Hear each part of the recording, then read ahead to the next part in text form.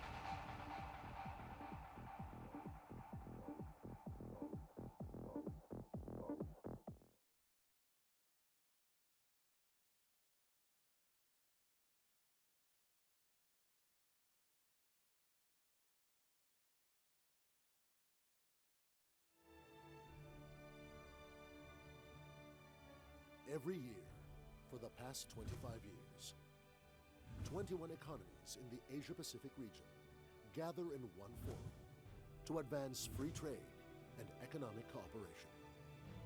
Asia-Pacific Economic Cooperation.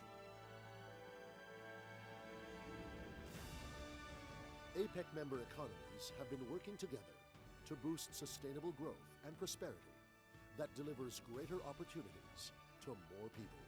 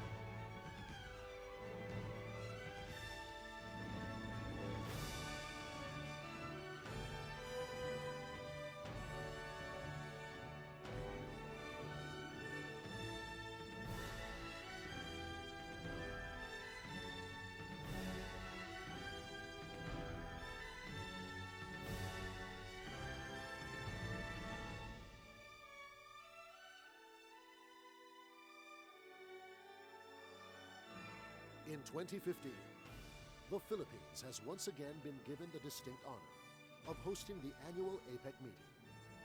This is our chance to showcase what we have achieved together and show the world how great the Filipino spirit is. Tonight, we unveil the symbol by which our collective effort shall be known.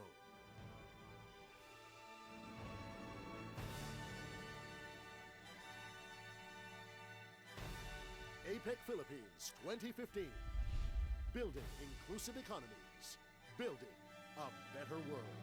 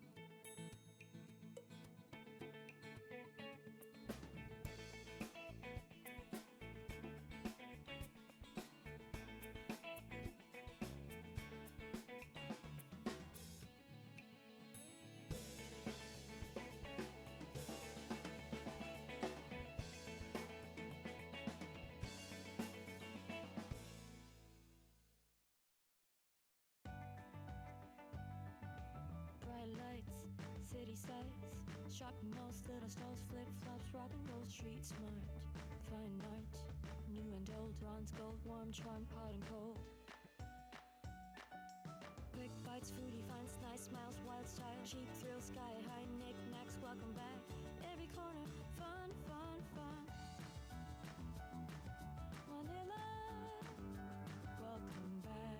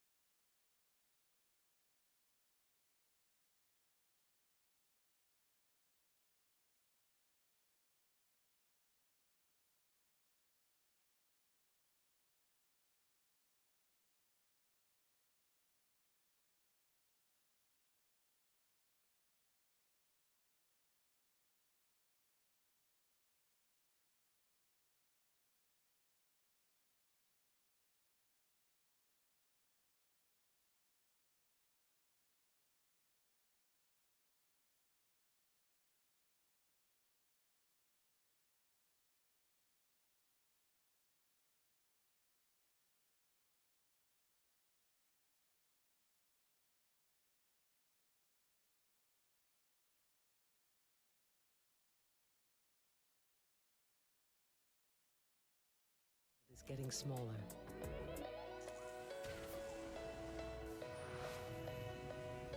People, businesses, and economies grow closer together. At APEC, we imagine the possibilities when there is dialogue and cooperation. When diverse communities work together through trade, good things can happen. More choices for consumers, more business opportunities, more jobs, and better standards of living for all. At APEC, we make this a reality by advancing free trade for Asia-Pacific prosperity. Established in 1989 with 12 economies, APEC's membership now totals 21. Recognizing the pace of implementation for differing levels of economic development, APEC leaders in Bogor, Indonesia committed in 1990.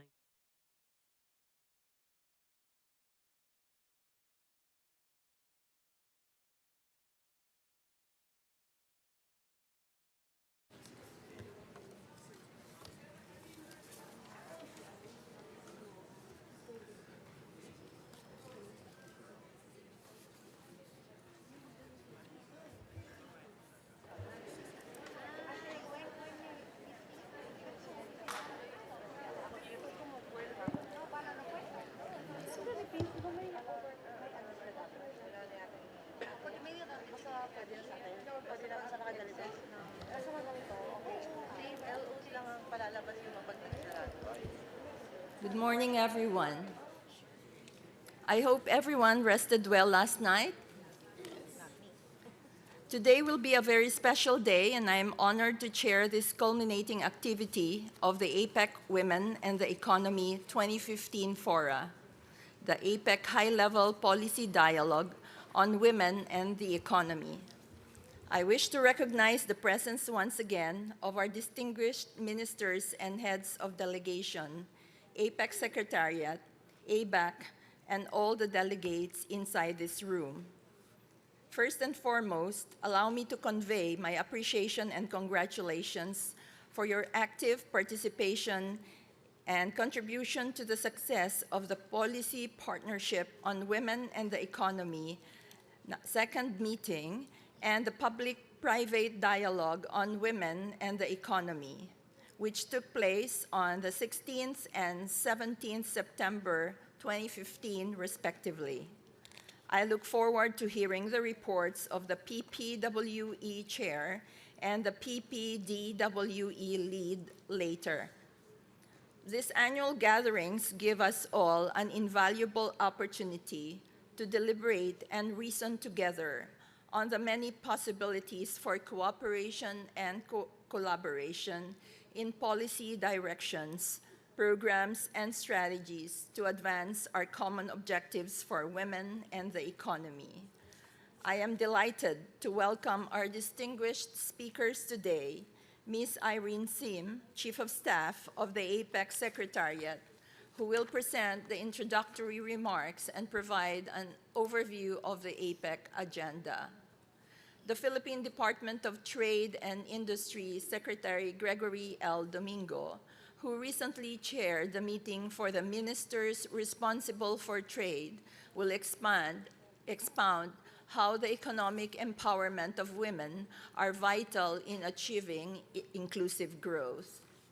This year, we celebrate the 50th anniversary of the Sisterhood of the Cities of Yokohama and Manila, and for this reason, it is momentous that Mayor Fumiko Hayashi will speak before us. Later today, we will hear the heads of delegation of every economy share in 5 minutes their insights about women as prime movers of inclusive growth. To top it all will be the adoption of the APEC Women and the Economy 2015 Fora Statement. I wish the participants a most fruitful and creative exchange of sharing of ideas. And having said that, I now declare this high-level policy dialogue open. Thank you.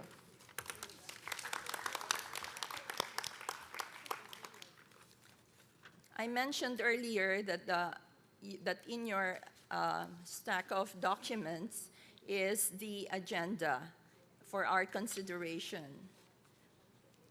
May I request that this agenda will be adopted for today? Thank you.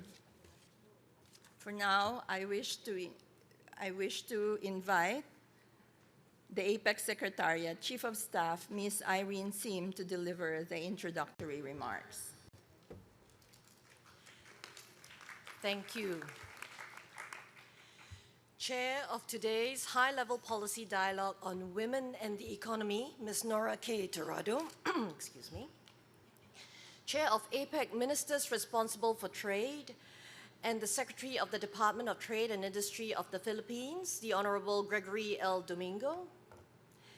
Your Excellencies, distinguished guests, ladies and gentlemen, on behalf of the APEC Secretariat, I congratulate and thank the Philippines for hosting the range of APEC Women and the Economy 2015 fora that culminates in today's APEC High-Level Policy Dialogue. One cannot help but be rejuvenated and inspired by the energy, optimism, spunk, leadership, and enthusiasm of the participants, reverberating through the various meetings, workshops, and seminars over the last few days. I am personally particularly filled with awe and hope, especially when I recall the stories of our young women leaders, the millennials, we call them, at yesterday's public-private dialogue. Well done, Philippines.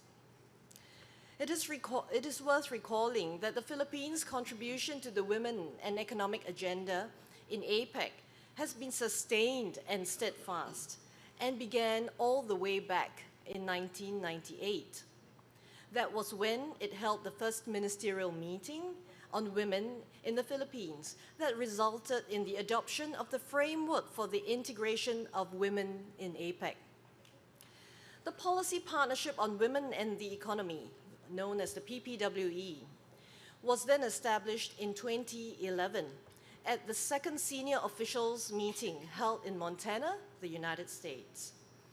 The aim was to generate stronger collaboration between public and private sectors, and to do better to mainstream and integrate gender-responsive policies and programs focused on women's economic empowerment into APEC activities. Since 2011, APEC leaders have recognized the crucial role of women in the development and prosperity of the Asia-Pacific and have emphasized the importance of women's economic empowerment in their annual APEC Leaders Declaration. This year, the Philippines adopted for APEC the theme of building inclusive economies, building a better world, with the goal to promote sustainable and inclusive economic growth in the Asia-Pacific region. Women, of course, play a critical role in achieving economic prosperity. For that reason, the APEC Women and the Economy 2015 is focused on the significant role of women as prime movers of inclusive growth. I congratulate the Policy Partnership for Women and the Economy for endorsing the Strategic Plan 2015 to 2018. The plan reflects the efforts of all our 21 APEC member economies to promote women's economic empowerment. Today, the PPWE Chair, Ms. Emmeline Verdosa, will no doubt brief us about the meeting and the details of that plan and the many activities in that pipeline. At this point, it is sufficient to note that a key feature of that plan is about mainstreaming the women's agenda, including by working in collaboration with other APEC fora. Well, this is where the APEC Secretariat comes in. The Secretariat attaches great importance to the Women and Economy agenda. We recognize like you do, that gender is a cross-cutting issue and will continue to promote cross-fora collaboration to advance that gender integration and gender equality agenda. For that reason, we at the Secretariat have ensured and will continue to ensure that the Secretariat's program directors supporting the other APEC fora are regularly briefed on the PPWE initiatives and developments so that they can, in turn, integrate gender issues into their presentations to the various APEC fora that they are supporting. Recent examples are presentations that program directors have delivered to the Policy Partnership on Science, Technology and Innovation, the Committee for Trade and Investment Group on Services, the Subcommittee on Standards and Conformance, the Energy Working Group, the Mining Task Force, and the Investment Experts Group. These activities are intended to complement and support PPWE's own outreach into the APEC fora. In closing, I look forward to another engaging dialogue today as we take forward this challenge and continue the leadership and the positive energy that has gathered thus far. A challenge that belongs not only to women, but also to men, of empowering women as prime movers of inclusive growth. Thank you and good morning. Thank you, APEC Secretary Chief of Staff, Ms. Irene Sim. Just some announcement. We have provided for you a facility for translation. For your information, the channels are number 1, English, 2, Chinese, 3, Thai, 4, Japanese, 5, Korean, 6, Russian, and 7, Vietnamese.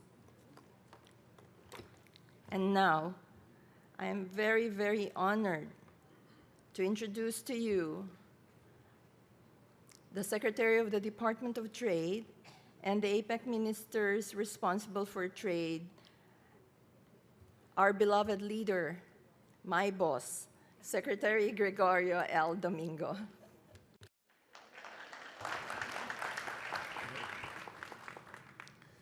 Thank you. Fellow ministers and heads of delegation, delegates and observers, ladies and gentlemen, good morning. First, I would just like to acknowledge Undersecretary Terrado for a job well done. I've been seeing some of the proceedings, and I think all the effort that she has done over the last 6 to 9 months has been well worth it. So congratulations.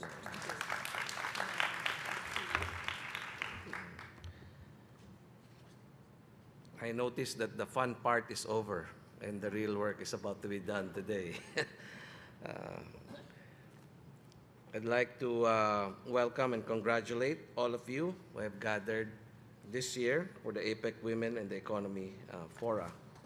Your participation bolsters APEC's drive to promote gender integration, gender equality, and women's economic empowerment towards fostering sustainable economic growth and prosperity in the Asia-Pacific region.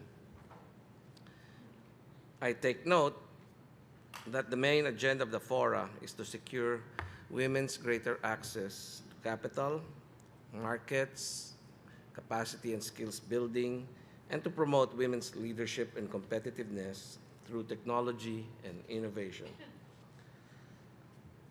The Philippines, excuse me, Philippines has special advocacy for greater focus on micro, small, and medium enterprises, MSMEs or MISMEs in short, in which a significant number of women are engaged as enterprise owners, managers, and workers, particularly in micro enterprises. Data on MISMEs show that they make up over 97% of enterprises and account for 50 to 80% of jobs in APEC countries. Their contribution to GDP varies substantially across countries, from 13% of GDP to 60% of GDP So it's quite varied. Data further suggests that SMEs, MISMEs contribute up to 35% of a country's export, and that between 20% and 80% of SMEs are active exporters. They are also major contributors to innovation and economies, partly through collaboration with the larger firms. MISMEs that have integrated into the supply chains of global firms have demonstrated improvement in human and technology capital, thus improving productivity. APEC espoused trade and investment as the engine of economic growth and development. To promote inclusive and equitable growth, APEC has focused on the development of the region's MISMEs to bolster their ability to take advantage of cross-border business.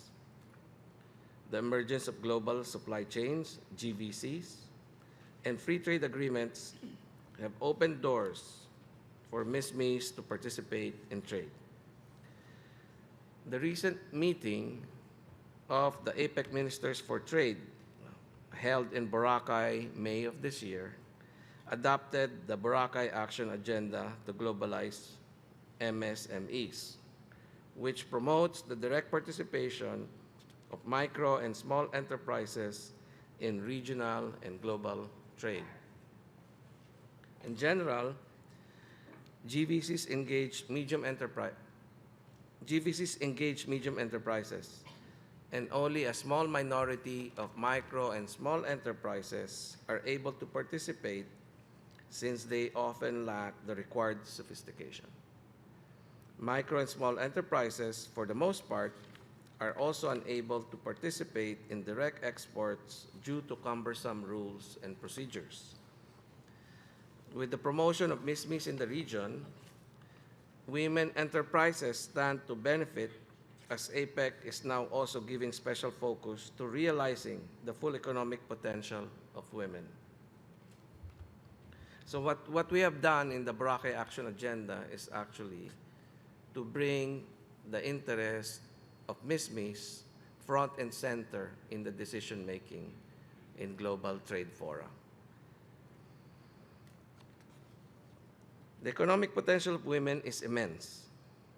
In 2010, the United Nations estimated that the APEC region loses up to $47 billion in output each year due to lack of women's participation in labor markets. That's a huge amount. In 2012, it estimated that up to $89 billion a year could be added to the regional economy when barriers to women's economic participation are eliminated. There is thus a need to mainstream women's participation in the various APEC fora so their capacity building needs can be addressed. This is particularly important in the SME working group, where the strategic focus is now on 3 priority areas for action, namely building management capability, entrepreneurship, and innovation, then financing, and third, business environment, market access, and internationalization. The strategic blueprint for promoting global value chains development and cooperation, and capacity building for SMEs integration into global value chains in major industries would also be relevant in promoting greater participation of women in trade. As for the Boracay Action Agenda, to strengthen focus on MISMEs led by women, it specifies the following. 1. APEC will foster the use of gender disaggregated data in measuring the economic and social impacts of MISMEs. So that's a very important initiative, because to be able to note the progress of participation of women in the economy, first we have to measure it properly. So this is an attempt to measure the participation of women in the economy. 2, APEC will promote an understanding of the divergent constraints faced by male and female-led MISMEs. And third, APEC will encourage exchange of best practices on women-friendly interfaces with customs and other border authorities. For APEC, achieving sustainable growth with equity will be done by enhancing SMEs' global competitiveness through innovation and tapping women's productivity, as well as working on ensuring financial inclusion, strengthening food security, and improving access to health services. That is actually quoted verbatim, that's in quotes. Thus, APEC ministers and leaders have agreed to work together to focus on eliminating the barriers that curtail gender equality and women's economic empowerment, and facilitate their access to markets, skills and capacity building, health, leadership, innovation, and technology. This will be well worth the effort, for as noted earlier, up to $89 billion per annum could be gained if women across the region realize their full economic potential. I'm proud to inform you that the Philippines will be chairing the Committee on Trade and Industry next year for APEC, and the one selected by APEC is one of our women negotiators. So a woman will be heading the Committee on Trade and Industry for APEC next year. Looking at the quality, okay, in closing, I would like to say that looking at the quality of the participation and the energy of participants in the APEC Women and the Economy Fora over the last few days, I have no doubt that women economic empowerment is already at hand. I thank you and have a good day. Mabuhay!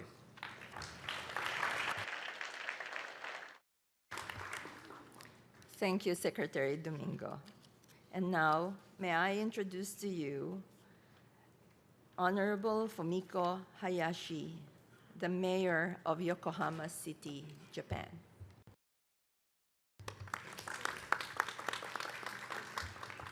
Good morning, everyone. My name is Fumiko Hayashi, Mayor of Yokohama. I'm honored to deliver the keynote speech here today. I would like to sincerely thank Chair Nora Terado and all involved. Ever since Yokohama hosted the APEC Economic Leaders Meeting in 2010, I have taken part in APEC's Women and the Economy discussions. Recently, the movement to empower women in Japan has grown at a faster pace. Under the initiative of Prime Minister Abe, promoting the empowerment of women has been designated a major pillar of Japan's growth strategy for the first time. Both government and public efforts are accelerating. This August, following on from last year, the World Assembly for Women in Tokyo 2015, which could be called a women's version of the Davos Forum, was held, and the female leaders from around the world exchanged dynamic ideas. As the head of Japan's most populous municipality with more than 3.7 million people, I have devoted myself to making Yokohama a city where it is easier and more fulfilling for women to work than anywhere else in Japan. Especially, we were quick to focus on the number one barrier to women's social advancement, the availability of childcare, and have worked to improve the situation. Through various measures, such as increasing the number of facilities and carefully matching them to resident needs, we have successfully reduced the number of children on waiting list to zero. This is spreading throughout Japan and changing the society. Furthermore, with a variety of policies, including support for female entrepreneurs and networking among working women. We were at the forefront of developments in resident life and regional economy. I think we can all agree that organization and larger society are enriched by women's unique perspectives and abilities to emphasize. Currently, I serve as president of the Mayors Association of Designated Cities, which is made up of the mayor of 20 major Japanese cities.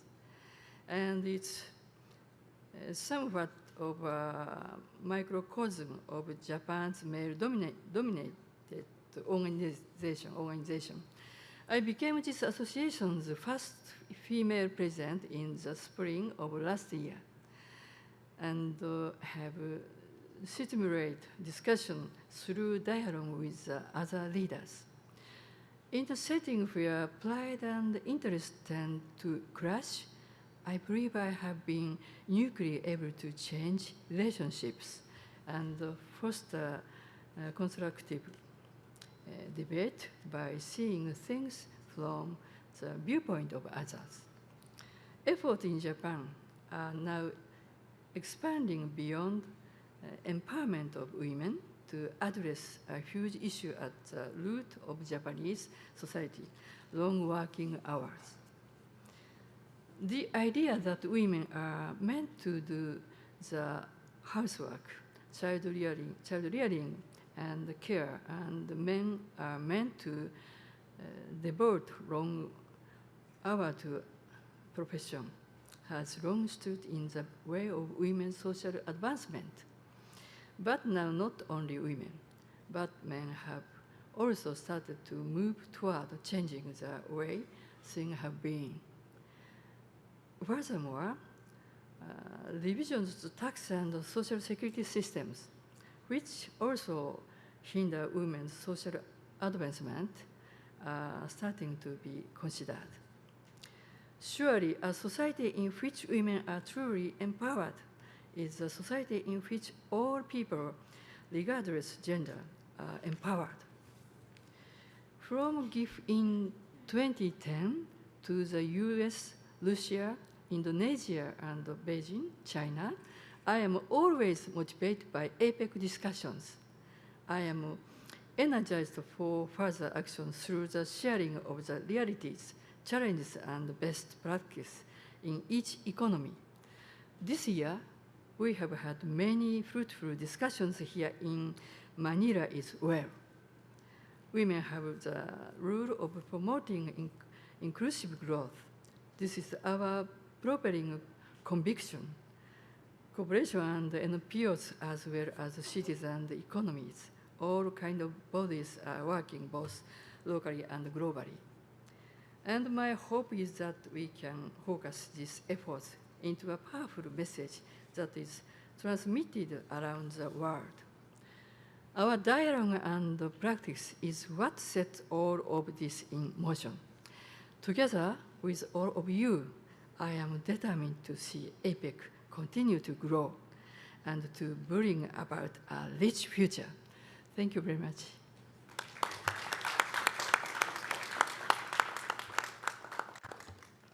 May I now call for a coffee break for 15 minutes?